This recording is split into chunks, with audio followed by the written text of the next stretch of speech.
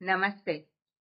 Dear friends, in our present episode, we are discussing about the legends of some particular idioms, those who are the brand ambassadors, let me tell, and how they have become the brand ambassador of that particular nature of that idiom. Namaste. Please join with us, and you are always welcome to give any suggestion regarding the subject. Thank you. Thank you one and all. నమస్తే. మనము తెలుగు జాతీయముల గురించి చేసుకుంటున్న 5వ విభాగంలో ఈరోజు కొంతమంది విశ్వవిఖ్యాత ప్రఖ్యాతమైన ఆ విధానానికి సాంకేతికంగా నిలిచిన గొప్పవారిని తలుచుకుంటూ ఆ ఒక్కవారి పేరు చెబితే చాలు ఆ మొత్తం కథంతా కదిలి వస్తుంది కాబట్టి వారిని స్మరించుకుంటూ ఈనాటి ఎపిసోడ్లోకి ప్రవేశిద్దాము. మీ అందరికీ తెలుసు, మనం ఇప్పటికీ జాతీయాల గురించి 4 వివిధమైన విషయాలను తీసుకుని ఎపిసోడ్స్ చేశాము. ఈనాటి ఎపిసోడ్లో ఒక్కొక్క స్వభావానికి ప్రతినిధిగా ఎవరెవరు ఉన్నారు, ఆ జరిగిన సంఘటన ఏమిటి అనే దాని గురించి చర్చించి ఆ విషయాన్ని గ్రహించే ప్రయత్నం చేస్తున్నాము. రండి. ఇందులో 10 వాక్యాలు, 10 జాతీయాలు ఇయ్యబడ్డాయి. ఆ 10 కూడా అరుంధతి సుతుడు, ధృతరాష్ట్ర కౌగిలి, అగస్త్య భ్రాత, రావణ కాష్టము, విశ్వామిత్ర సృష్టి, చిదంబర రహస్యము, నలభీమ పాకము, గొంతెమ్మ కోరికలు, సుగ్రీవాజ్ఞ, శ్రీరామ రక్ష. ఇది సరిపోతుంది అనుకుంటే కాదండి, చాలా ఉన్నాయి. కానీ మనం ఈ 10 తీసుకుంటే వీటి తత్వం ఏమిటి అని తెలుసుకునే దాంట్లో మనము భగీరథ ప్రయత్నాన్ని చేద్దాము. అంటే అది సాధించే వరకు కూడా మధ్యలో ఎన్ని అవాంతరాలు వచ్చినా కూడా వాటిని అధిగమించే ప్రయత్నం చేస్తూ కష్ట నష్టాలని ఓర్చుకుంటూ వాటిని గ్రహించే ప్రయత్నం చేద్దాము. ఇందులో మొట్టమొదటి వాక్యము నేను కిందటి ఎపిసోడ్ నుంచి మీతో విన్నవించుకుంటున్నాను, మనవి చేసుకుంటున్నాను. నేను కేవలము దీనిలో ఉండే దాగిన విశేషార్థాన్ని మనం ఇప్పుడు ముచ్చరించుకుందాము. దానిని ఎవరికి తోచిన వాక్యంలో వాళ్ళు ప్రయోగం చేస్తూ ఉంటే చాలా వాక్యాలు వస్తాయి, విషయం బాగా అవగాహన అవుతుంది అనే సదుద్దేశంతో ఈ రోజు కూడా నేను ఈ పదాలకి ఉన్న మనకి కనిపిస్తున్న వాచ్యార్థము, అదేనండి బాహ్యార్థము ఏమిటి, ఆ అక్షర అర్థము ఏమిటి, అంతరార్థము ఏమిటి, ఆ అంతరార్థమే విశేషార్థము. వాళ్ళు ఏ విధంగా ఆ ఒక పెద్ద స్వరూప స్వభావానికి ప్రతినిధులుగా మారి ఈనాటికి కూడా దాని విధంగానే గుర్తింపబడుతున్నారు అదే విధంగా అనే దాని గురించి కొంచెం సేపు మాట్లాడుకుని ఆ విషయాలను గ్రహించే ప్రయత్నం చేద్దాము. ఈ మొట్టమొదటి పదము అరుంధతి సుతుడు. ఇది తెలుగు భాషాభిమానం గల ప్రతి వ్యక్తి కూడా వినే ఉంటారు. అదేనండి మన నవయుగ కవి చక్రవర్తి జాషువా గారు ఆయన స్వీయ అనుభవాలను రాసేటప్పుడు నల్దిక్కులు ఉన్న లోకమున దిక్కరి అరుంధతీ సుతుండొక్కడు జన్మమెత్తే భరతోర్వరకును కడగొట్టు బిడ్డడై అని తన యొక్క గబ్బిలం అనే కావ్యాన్ని ప్రారంభించారు. కొంచెం అన్నం దొరికితే చాలు వాడు క్షుధానల దగ్ధమూర్తి. పెళ్లిళ్ళు చేసుకుంటారు, బొమ్మలు పెళ్లిళ్ళు చేస్తారు, 33 కోట్ల దేవతలకి అన్ని ఇవి చేస్తారు. కానీ వాడి చేతిలో వాడి పాత్రలో 4 మెతుకులు కూడా వెదజల్లరు. వాడు సంఘంలో అంటరానితనము అనే ఒక సాంఘిక దురాచారంతో బాధింపబడుచున్నాడు. వాడు క్షుధ ఆకలి అనే అగ్నితో దహింపబడుచున్నవాడు. వాడి పాత్రలో 4 మెతుకులు కూడా ఎవ్వరు ఇవ్వట్లేదు అని వాడేటప్పుడు ధిక్కరి అన్నారు. ధిక్కరి అంటే దిక్కులేని వాడు. నల్దిక్కులు యున్న లోకమున ధిక్కరి. అరుంధతీ సుతుండొక్కడు జన్మమెత్తి భరతోర్వరకును కడగొట్టు బిడ్డడై అని చెప్పారు ఆయన. అప్పుడు అరుంధతీ సుతుడు అనే ప్రస్తావన వచ్చింది. ఇది తెలుగు ఇతిహాసాల్లో అరుంధతి మహాపతివ్రత వశిష్ఠ పత్ని అని కూడా, అదే కాకుండా అరుంధతి నక్షత్రాన్ని కూడా నూతన వధూవరులకు చూపించే సాంప్రదాయం కొన్ని విధానాల్లో మనం గమనిస్తూనే ఉంటాము. ఆ అరుంధతి అనే ఆవిడ ఈ అప్సరసలు ఋషులు వీళ్ళందరూ కూడా కొంతకాలము వాళ్ళు గృహస్థాశ్రమంలో ఉండి కొన్ని అనివార్య కారణాల వల్ల దాన్ని తాత్కాలికంగా వదిలివేసి తపోవనాలకు వెళ్ళిపోవటం అనేది మనం గమనిస్తూ ఉంటాము. అదే విధంగా కొన్ని ఇతిహాస చరిత్ర ప్రకారం ఈ గౌతముడు అహల్య అనే వాళ్ళ పుత్రిక అరుంధతి అని, ఆవిడ ఎప్పుడైతే శాపానికి గురి అయిందో, ఈ ఇంద్రుడు రావటం అందరికీ తెలిసిందే కదండి. ఆవిడ ఎప్పుడైతే శాపానికి గురి అయ్యి శిలారూపంగా ఎటువంటి భవబంధాలు లేకుండా ఆ విధంగా రామపాద స్పర్శ కోసం ఉందో, ఆ సమయంలో కొందరు పంచమ జాతి వాళ్ళు ఆ పాపని తీసుకుని వెళ్ళి వాళ్ళ దగ్గర పెంచారని, అందుకు అరుంధతి అనే ఆవిడగా ఒక అంటరాని స్త్రీగా భావించారని, ఆ అంటరాని గూడెంలో ఉన్న ప్రతి వాళ్ళని కూడా అరుంధతి సుతులు అనే ఒక ఆచారం వచ్చిందని చెప్తారు. ఇది కేవలము ఒక వర్గం వాళ్ళ వాదన. అరుంధతి సుతుడు అంటే సాంఘిక దురాచారాల్లో చాతుర్వర్ణ వ్యవస్థలో 4 వర్ణాలకి కూడా సంబంధించిన వాడు కాకుండా 5వ వర్గానికి చెందిన నిమ్న జాతి వాడు అనే ఉద్దేశంతో ఇక్కడ అరుంధతి సుతుడు అంటే అంటరానితనానికి చాలా గురి అయిపోయే అవస్థలు పడ్డ వాళ్ళని అరుంధతి సుతులు అనే తెలుగు సాంప్రదాయం, తెలుగు భాషా సాంప్రదాయం మనం గమనిస్తూ ఉంటున్నాము. అరుంధతి సుతుడు అంటే అంటరానితనము బాధించిన వాడు. రెండవది ధృతరాష్ట్ర కౌగిలి. మహాభారత యుద్ధం జరిగినప్పుడు అంతకు ముందే మనకి పాండవుల్లో భీముడు కొన్ని ప్రతిజ్ఞలు చేసి ఉన్నాడు, అర్జునుడు కూడా కొన్ని చేసుకున్నారు, ద్రౌపది కూడా చేసుకుంది. మహాభారత యుద్ధం ముగిసింది, కురుక్షేత్ర యుద్ధము. ఆ తర్వాత కౌరవులందరూ కూడా వీరస్వర్గాన్ని పొందారు. పాండవులను తీసుకుని శ్రీకృష్ణుడు పెద్ద ఆయన ధృతరాష్ట్రుడి దగ్గరికి వెళ్ళారు.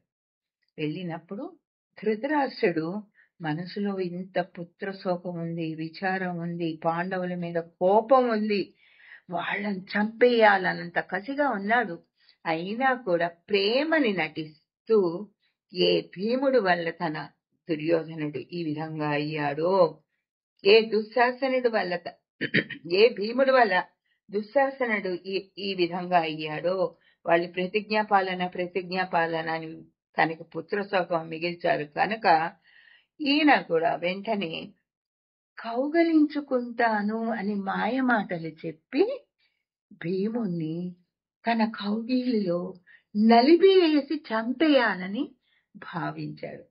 శ్రీకృష్ణ పరమాత్మ వేరే విగ్రహాన్ని తీసుకొచ్చి భీముడి స్థానంలో పెట్టి ధృతరాష్ట్రుణ్ణి కౌగిలించుకోమన్నాడని, అప్పుడు ధృతరాష్ట్ర కౌగిలి యొక్క బలానికి, అతని యొక్క క్రూరత్వానికి, ప్రతీకార వాంఛకి సంకేతంగా ఆ భీముడికి పెట్టిన విగ్రహం మాత్రం నుగ్గు అయిపోయిందని చెబుతూ ఉంటారు. అంటే కోపం ఉందో, కాలరా చేయాలన్నంత కోపం ఉన్నా కూడా కపట ప్రేమని నటించి వాళ్ళని ఏ విధంగా అయినా నాశనం చెయ్యాలి అనుకోవటాన్ని ధృతరాష్ట్ర కౌగిలి అని అంటారు. ఇక మూడవ పదము అగస్త్య భ్రాత. దీనికి మనం ఖచ్చితంగా చెప్పుకోవాలి అంటే నిగమ శర్మ అక్క అనే ఒక పాత్ర మనం చూస్తూ ఉంటాం. ఆ నిగమ శర్మ వ్యసనలోలుడవుతాడు. అప్పుడు నిగమ శర్మ అక్క వచ్చేసి ఆయనకి ఇలా ఉండాలి అలా ఉండాలి అని హితబోధ చేసి వెళ్తూ ఉంటుంది. కథ మొత్తం నడుస్తుంది. ఆ పాత్ర పేరు ఏమిటో మనకి ప్రకటింపబడదు. అందరూ కూడా నిగమ శర్మ అక్క, నిగమ శర్మ అక్క, నిగమ శర్మ అక్క అని అంటూ ఉంటారు. అదే విధంగా మన యొక్క నామధేయం కానీ మన యొక్క దీన్ని కానీ ప్రచారంలో లేకుండా ఎవరో ఒకళ్ళ వాళ్ళ అక్కగానో అన్నగానో తమ్ముడుగానో బంటుగానో ఆ విధంగా ఉండేదాన్ని అగస్త్య భ్రాత, భ్రాత సోదరుడు. ఇది వాల్మీకి రామాయణంలో ఉందని పెద్దవాళ్ళు చెప్తారు. బాలకాండలో శ్రీరామచంద్రుడు ఆ వనాలకి వెళ్తున్నప్పుడు అగస్త్య మహాముని సందర్శించుకుని ఆయన యొక్క ఆశీర్వచనం తీసుకుని అదే విధంగా ఆయన భ్రాతలు అంటే సోదరులైన వాళ్ళ దగ్గర కూడా వెళ్ళి పాదాభివందనం చేసి ఆశీర్వచనం తీసుకున్నారు అని చెప్తారు. ఆ అగస్త్య భ్రాత యొక్క నామధేయాన్ని కానీ వాళ్ళ యొక్క వైశిష్ట్యాన్ని కానీ చెప్పటంలో మనకి చాలా తక్కువ సమాచారం మాత్రమే దొరుకుతుంది. ఇదే విధంగా తర్వాత పదము రావణ కాష్టము. ఇది ఇప్పుడు మనం చాలా సినిమాల్లో కూడా వింటూ ఉంటాం. అది అనవరతము జ్వలించు రావణ కాష్టము. అంటే కాష్టము అంటే మీకు తెలుసు కదండి, కాలిపోతున్న ఒక ఇది మంటల్లో ఉన్నది. ఆ రావణుడి యొక్క శరీరము అనే ఒకదానికి ఎప్పటికీ తగ్గిపోని శత్రుత్వము. ఆ వైరము అనే అగ్ని సంధి రాజీ పడి మైత్రి అనే దానికి రాదు. అది ఎప్పటికీ ఆ వైరము, ఆ శత్రుత్వము, ఆ ప్రభావము, ఆ దురాలోచనము అదే విధంగా ఉంటే అది ఎక్కడ పోతుంది, అది ఎక్కడ తగ్గుతుంది? అది రావణ కాష్టము అనేది మనము వింటూ ఉంటాము.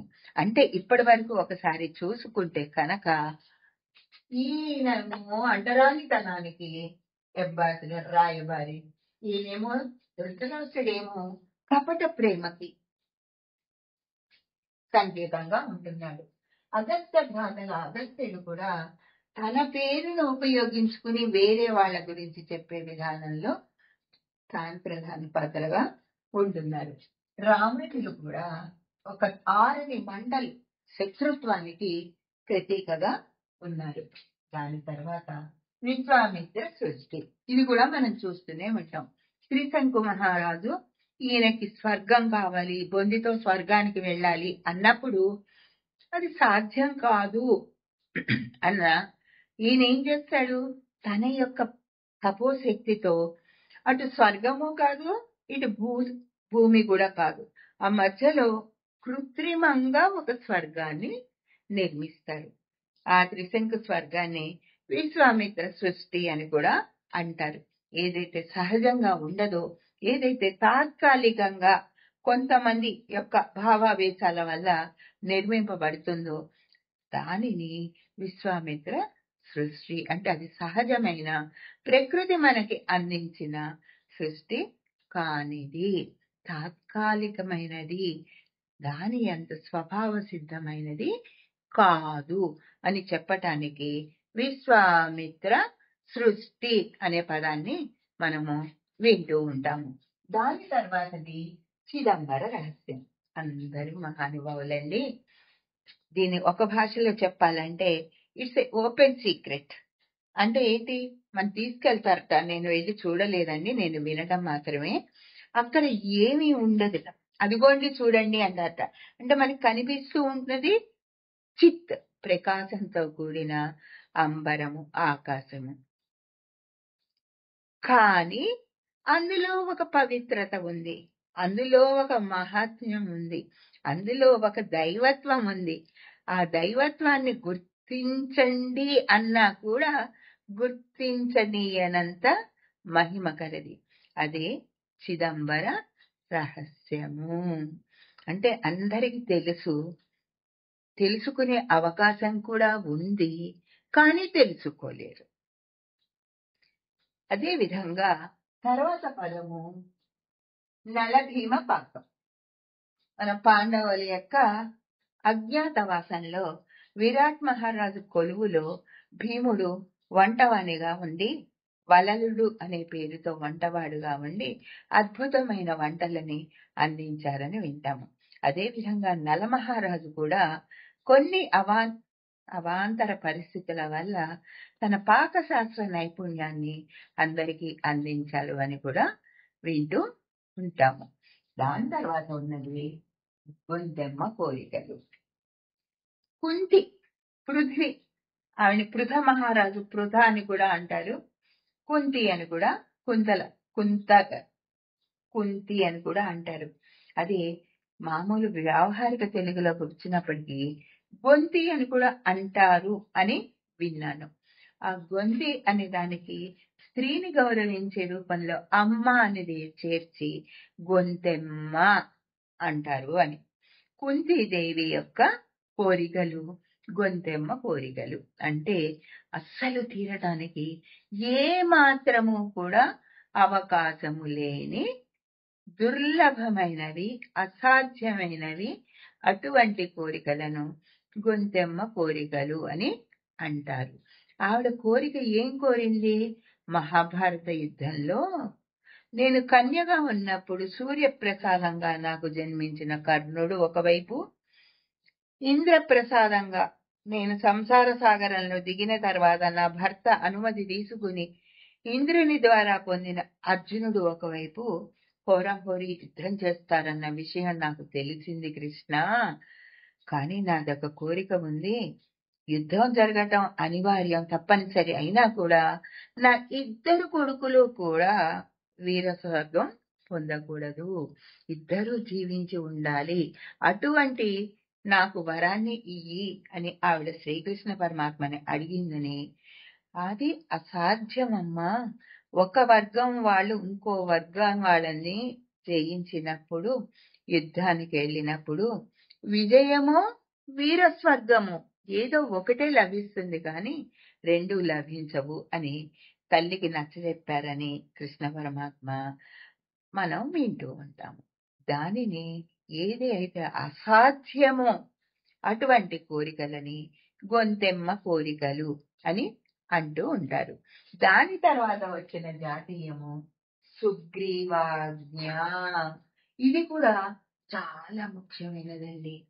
కిష్కింధ కాండలో శ్రీరాముడు, సుగ్రీవుడికి తన అన్నయ్యన వాలితో ఒక వైరం ఉండటం వల్ల సరిగ్గా వాలి సుగ్రీవుణ్ణి అర్థం చేసుకోకపోవటం వల్ల గుహలోకి వెళ్ళిన ఆ యుద్ధ శబ్దాలను విని సుగ్రీవుడు తన శత్రువు బయటికి వచ్చి రాజ్యానికి ఏదైనా చేస్తాడేమో, తన అన్నకేదో ఆపద జరిగింది అని ఆ గుహ ద్వారంలో ఒక రాయి పెట్టేశారని, కానీ నిజానికి వాలియే ఆ శత్రువుని సంహరించే గుహ బయటికి వచ్చి చూసేటప్పటికి రాజ్యాధికారం సుగ్రీవుడి చేతిలోకి వెళ్ళిందన్న కథని మనం వింటూ ఉంటాం. అప్పుడు శ్రీరామచంద్రుడు కూడా సీతావియోగంతో ఆవిడ ఎక్కడ ఉందో తెలుసుకోవడానికి ఈ వానరుల సహాయం కోసం అక్కడ కలవటము, అప్పుడు సుగ్రీవుడు శ్రీరాముడు ఒక ఒప్పందానికి రావటము, ఆ ఒప్పంద ప్రకారము శ్రీరాముడు వాలిని సంహరించటము, సుగ్రీవుడు తన కపిసేనలందరికీ కూడా ఒక ఆజ్ఞని ఇస్తాడు. కపి స్వభావం ఏంటండి? అతి చంచలము. అతి చంచలమైన కపులందరినీ కూడా, ఆ వానరులందరినీ కూడా ఒక చోటికి చేర్చి సుగ్రీవుడు వాళ్ళకి ఒక ఆజ్ఞను ఇస్తాడు. ఏమిటి ఆజ్ఞ? మీరు ఇన్ని రోజుల లోపల సీతామహాతల్లి, సీతా సాధ్వి ఎక్కడ ఉందో కనుక్కుని ఈ రోజు లోపల నాకు వచ్చి మీరు అందరూ చెప్పాలి అని 4 దిక్కులకి పంపిస్తూ ఉంటారు. మిగతా దిక్కుల వాళ్ళు రారు. కానీ అతి కష్టమైన పనిని ఒక నిర్ణీత కాలంలో నిశ్చలత నిలకడలేని యొక్క వానర సైన్యంతో చేయించగల సామర్థ్యము ఆ సుగ్రీవాజ్ఞ అనే దానికి ఉంది. అంటే ఎంత కష్టతరమైన సైన్యము ఎంత సరిగా లేకపోయినా కూడా ఆ పనిని అనుకున్న వ్యవధిలో చక్కగా చేసుకోగల శక్తి ఉన్న ప్రభువు ఇచ్చే ఆనతిని సుగ్రీవాజ్ఞ అని అంటాం. మనం వింటూనే ఉన్నాము. అదే విధంగా ఇక్కడ మనకి శ్రీరామ రక్ష, శ్రీరామ రక్ష, సర్వజగత్ రక్ష.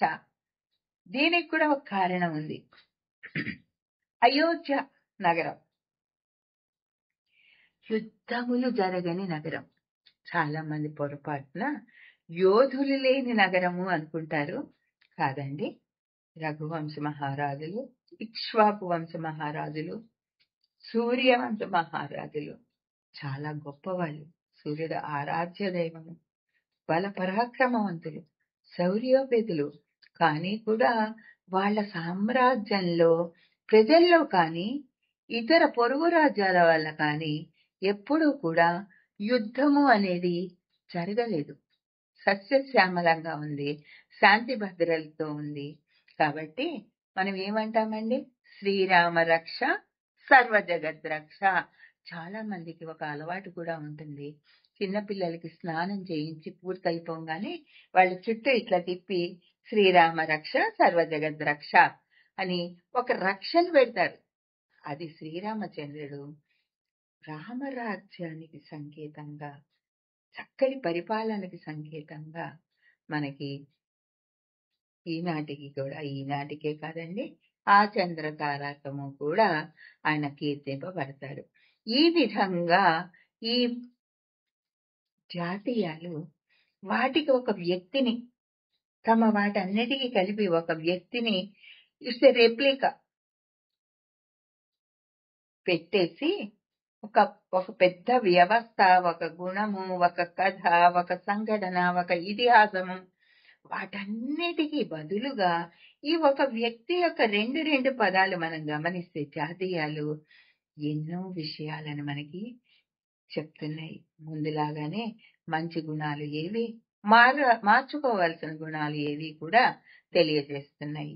ఒక విధంగా మీరు గమనిస్తే ఇక్కడ అరుంధతి స్థుతుడు అనేది మనకు అంటరానితనం ఏ విధంగా సమాజంలో ఎంతో మందిని అణిచివేసి వాళ్ళని అనర్థాలకు తెచ్చి ఇబ్బందులకు గురి చేసింది, మనస్తాపాలకి గురి చేసింది, అవకాశాలు లేకుండా చేసింది అనే విషయాన్ని తెలుసుకుని దానిని నిర్మూలించే ప్రయత్నానికి మనకి తోడ్పడుతుంది.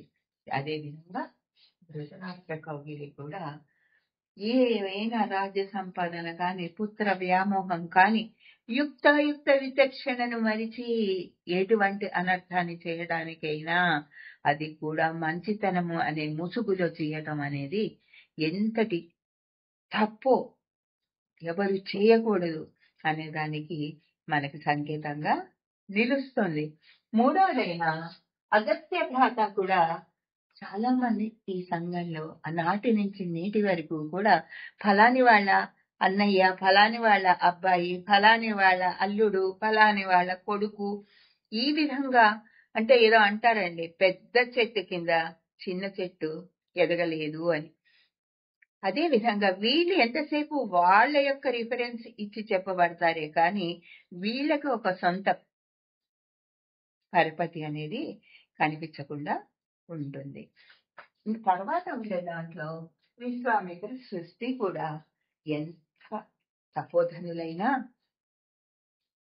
కొన్ని నియమాలు ఉంటాయి. ప్రకృతికి నియమాలు ఉన్నాయి, ప్రపంచానికి నియమాలు ఉన్నాయి. వాటిని అధిగమించి నేనేదో చేస్తాను, దీన్ని ఏటికి ఎదురీత అని కూడా అంటూ ఉంటారు. ఆ నీళ్లతో పాటు మనం వస్తూ ఉంటే సరిగ్గా వచ్చేస్తాం. దానికి ఎదురు వెళ్దాము అనుకుంటే ఆ నీటి ప్రవాహము యొక్క శక్తి, దాని వేగము మనని వెనక్కి నెట్టేస్తూ ఉంటుంది.